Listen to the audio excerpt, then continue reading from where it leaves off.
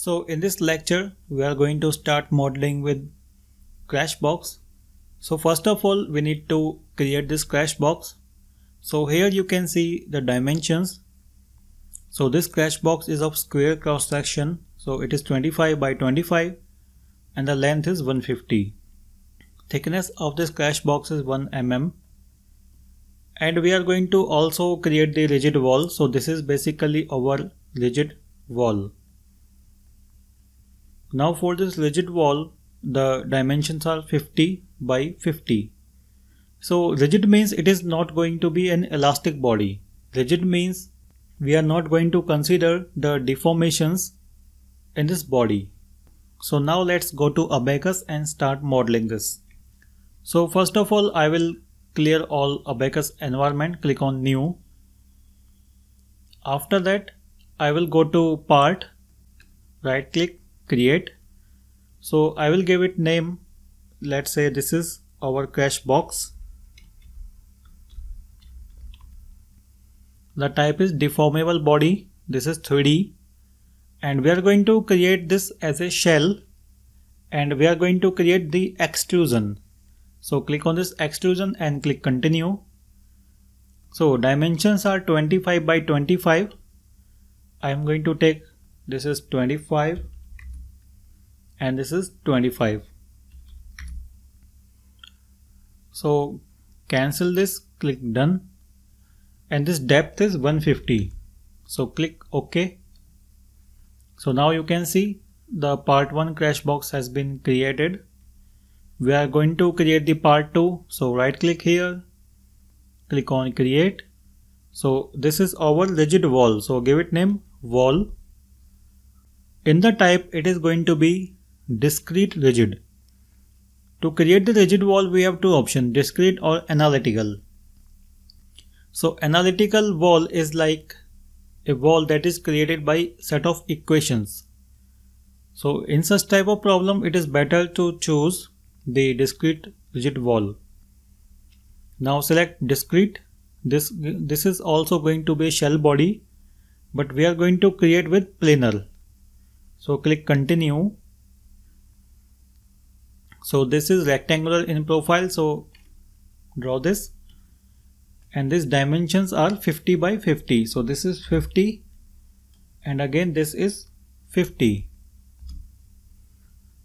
Close and done. So now I can rotate this. So you can see the wall has been created. So now I will go to this Crashbox from here in the part, and then I will go to property. To create the property, first let's go to the material definition. So here we are taking the material that is aluminum. Density of this aluminum is 2900 kg per meter cube. So in this problem we are going to take the units like kg, newton, mm and second. So we need to convert them in the proper unit, so it will be like this. Similarly the Young modulus and the Poisson's ratio. Also for this material we are going to take the nonlinear material. So if I go to the nonlinear properties, you can see the graph between yield stress and plastic strain. So first let's create this material. So I will click on this material and create. This is aluminum. And then go to general and density. This is 2.9 e power minus 6. Mechanical elasticity and elastic. So this is 69,000 and this is 0.29. So I will go to mechanical, plasticity and plastic. So now let's see the graph between yield stress and plastic strain. This is 120 and 0, 160 and 0.05.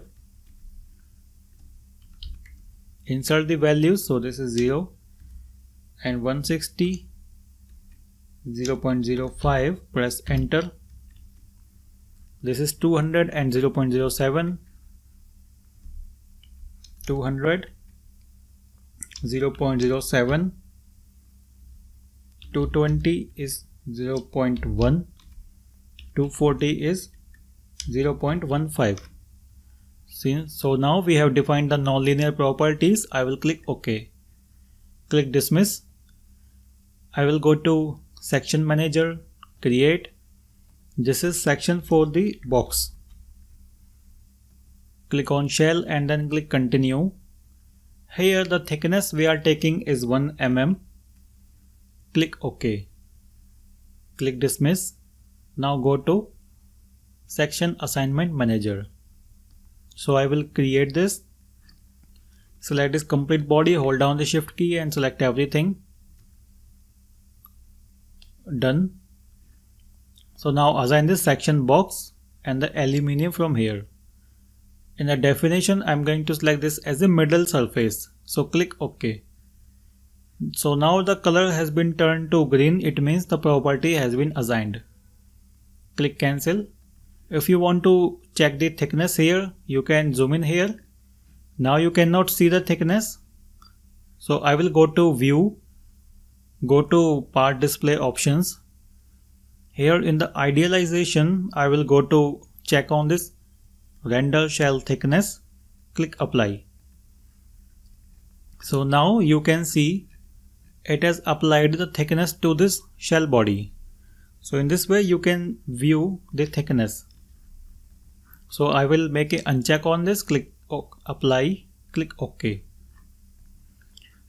So since the wall is a rigid body, for the rigid body we don't need to define any material, section or anything. Okay, so after that I will go to assembly and click on instances. I'm going to make them as an independent body so that I can mesh all at once. Okay, so I will select whole bodies. So select these two bodies here by pressing the shift key. Make a uncheck on this, make a check on this auto offset. Click apply. Now I will need one more time the wall. So click on this wall alone. Click on apply. Make sure these options are checked. Click OK. Now I will click cancel. After that I have to position these. Now to position these, what we can do is I will go to tools and then go to datum. Inside this datum I will create a midpoint. With the help of this midpoint I can place this wall with respect to this box. So I will go to midway between 2 points. So at the exact midpoint of this wall I will create a datum point. So select this middle point and select this middle point. So you can see at the exact midpoint a point has been created. Similarly for this wall also create a datum point. And a similar point I will also have to create on this end of the crash box. So I will select this midpoint and select this midpoint. So you can see at the midsection the point has been generated. Similarly I will do on the other side. Rotate this, select this first point and second point. Now I will click close. So the advantage of creating this point is that we can translate this wall with the reference of this point. So what I do, I will go to instance, translate. Select this wall as the instance to translate and click done. Now for the starting point I will select this center point. For the end point I will select this point.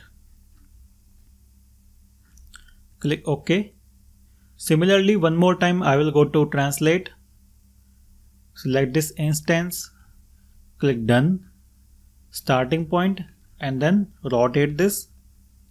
So this will be my end point. Click OK. So in this way I have created the assembly. Now after that we will have to create this step. So to create this step So if you go to this step manager from here, go to step and go to step manager, create. So since this is an impact analysis, so this will be a dynamic explicit analysis. So here you can see the option of dynamic explicit. Click on continue.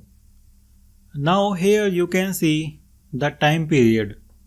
So in explicit analysis, selecting the proper time period is very important, because the impact analysis is very short duration analysis. If you select a larger time, the simulation time will be very higher.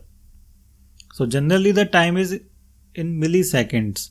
In this problem we are going to calculate this time using some hand calculations. So we will continue this in the next lecture. So I will cancel this, close this.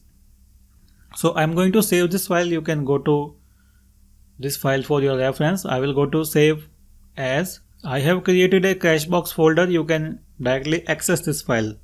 So give it name like this is Crashbox1. So you can use this file for your reference. Hello friends. In this lecture we will continue with analysis of a Crashbox. So in the previous lecture we have created the assembly of this Crashbox. So in this lecture we are going to continue from here. If you want to use this file, you can go to this file and then open. In the Crashbox folder you can use this file Crashbox1. I am clicking cancel. Now as we have discussed earlier, in the step manager we need to define the time. So here we are going to calculate the time using some hand calculations. So now I will go to the PPT. So in this problem we have calculated the time, that is 0.07 second. So it will be around 70 millisecond. So now let's calculate this time. To calculate the time, we have to go to the equations of motion. We know that one of the fundamental equation of motion is v square minus u square equal to 2as. Okay, so this is final velocity and this is initial velocity and this is acceleration and this is displacement. Okay, now let's clear this first, eraser. So once you got this equation, so in our problem the value of u is 0. Initial velocity in impact case is 0. So once you put up this value you will get v equal to under root 2 gh. So in place of a, since this is a free fall, we are going to consider a as g, and then value of s or displacement is h. So v is equal to under root 2 gh. Okay, so v is the velocity. So to calculate the velocity it means we need height. And we already know the value of g, that is 9.81. So v is the impact velocity and g is the acceleration due to gravity and h is the height. So if you take these value in the proper units, the g will be 9810 and h is 75. So 75 means in this problem we are considering that this Crashbox is moving at a distance of 75 mm. So generally this value is specified in any testing. You can get this value. Here we are taking this as an example. So this h is 75. So when you put up this value of h and g inside this, you will get the value of v somewhere close to this. After that we will have to calculate the time. To calculate the time, we know the time is calculated as t equal to d by v. So d is the displacement and v is the velocity. So we know the displacement is 75 and velocity is this. So the t value will turn out to be somewhere close to 0.062. So in this problem we are going to take some little bit higher than this. So we are going to take the time period as 0.07. It will take 0.07 from going to this side to 75 mm. So now let's go to Abaqus, go to Step Manager, Create, go to Dynamic Explicit, click on Continue. So since this is a large displacement problem, we need to include the geometric nonlinearity. Time is 0.07. Click OK and dismiss.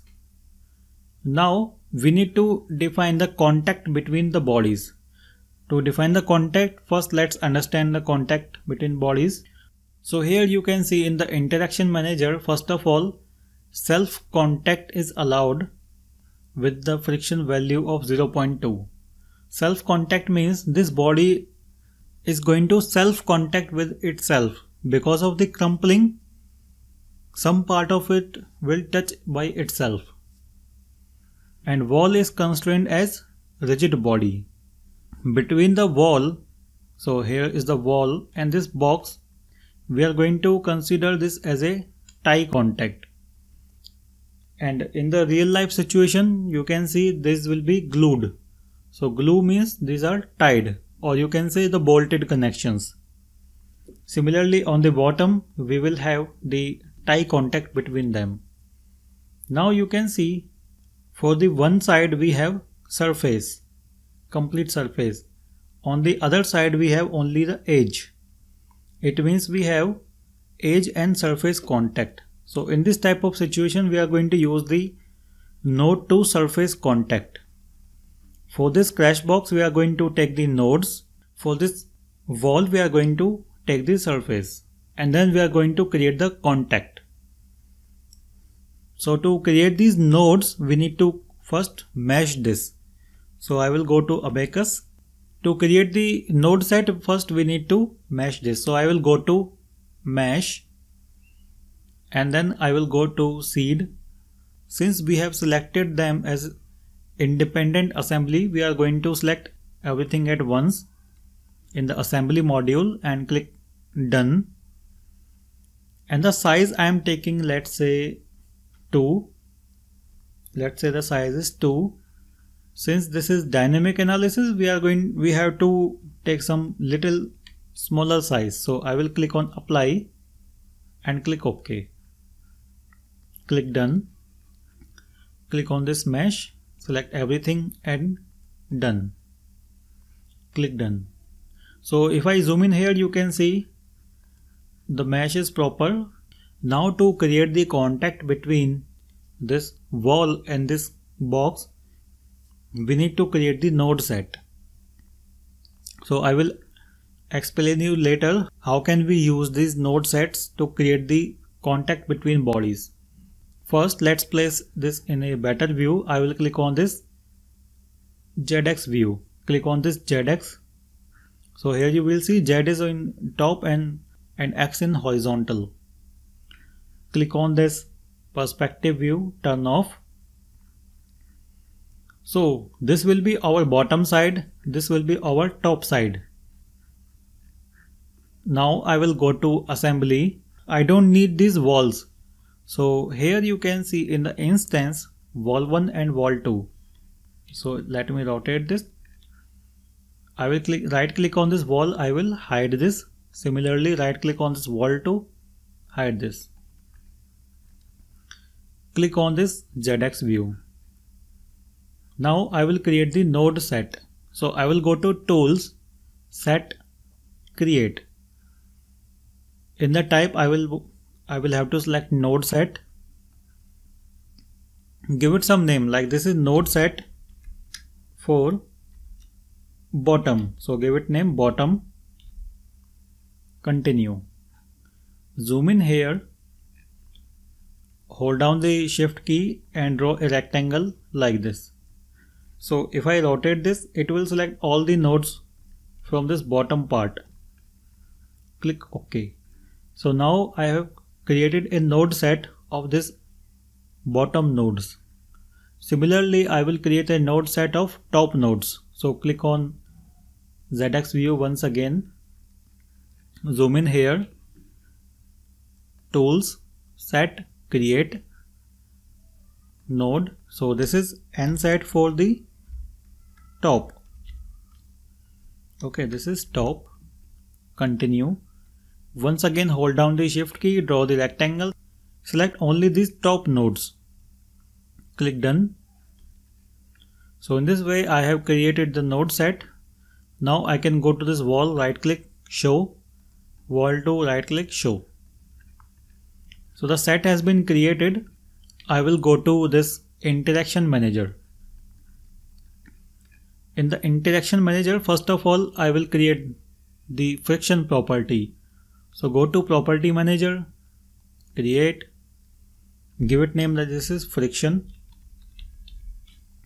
This is contact, click continue, mechanical, tangential. This is penalty based, so this is 0.2. Similarly, normal behavior, and this is default. Click OK. Click dismiss. Now first I am going to define the self contact between bodies. To define the self contact in explicit analysis, we need to click on this interaction manager, click on create. We have two options. We can select the self contact or we can select general contact. When I select the self contact, click continue, we need to select the surfaces one by one. So I will cancel this, click on create, select the step 1. Instead I will select general contact, click continue. Here I will select all with self. In the property I will click on this and click on friction and click OK. So it will automatically assign the self contact between the bodies. After that I will go to this constraint manager. So we need to define the tie contact between bodies. To create the tie contact, click on create. So here we need to create tie contact, so click on tie. This is constraint for, let's say this is for the bottom. So give it name like this is tie bottom. You can give any name to this, click continue. Click on dismiss here. Now here we need to select the master surface, master type. First surface or node. I will click on surface. Click on this. Click done. Now we need to select the side where the contact is taking place. You can see the contact is taking place onto this brown side, because the purple side, if I rotate this, is on the other side. So the contact is on brown side, so I will select brown. Now here for this crash box, it is asking us to select surface or node. If you remember, we have created a node set. So now I am going to call that node set here. Click node region, click on sets. I will select bottom, continue.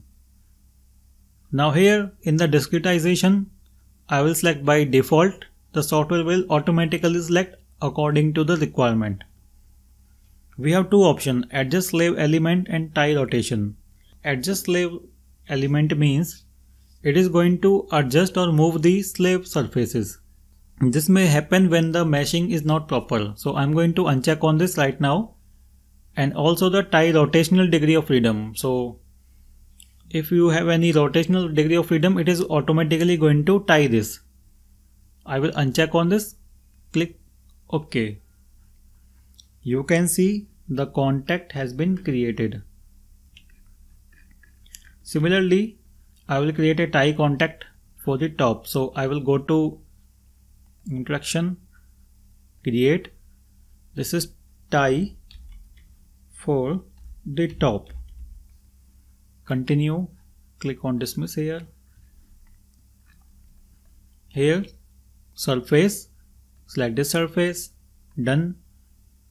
Now we need to select the purple side, purple, select node region, set, select top, continue, uncheck on this, click OK. After that we need to define these two balls as a rigid body in the contact manager. So to do this, we need to go to this constraint manager, click on create, click on rigid body, continue. Okay, here we also have to define a reference point. So right now I'm going to cancel this, dismiss. First we need to create a reference point for the wall. So what I do, I will go to this like this. If you remember, we have created this midpoint for the rigid wall. I will define that point as a reference point. So I will go to tools, reference point, select this point. Now it is going to show RP1. Similarly, for the bottom, we are going to create this as a RP2, like this. So it means both walls has a reference point.